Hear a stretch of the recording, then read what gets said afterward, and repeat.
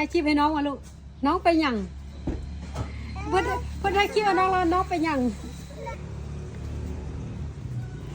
อายเป็นมือกองให้น้องอายว่า ลูกถ่ายคลิปให้น้องว่ะลูกจะไปใส่ไปห้องเรียนเนาะไปใจเรียนเด้อแม่นได้ไหมเขาบอกไปปะ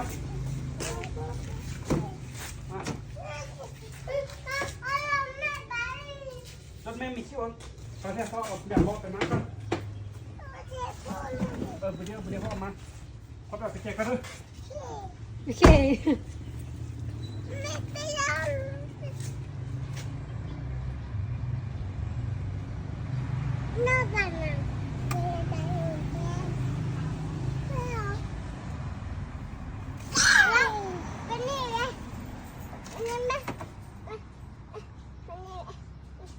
ถ่ายคลิปให้น้องมาลูกน้องไปหยัง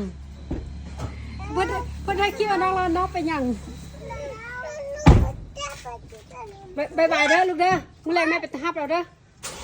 บายบาย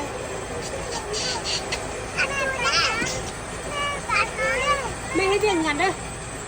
บายบายลูกเป็นพ่อเด้อบายโอเคแม่ไปเอา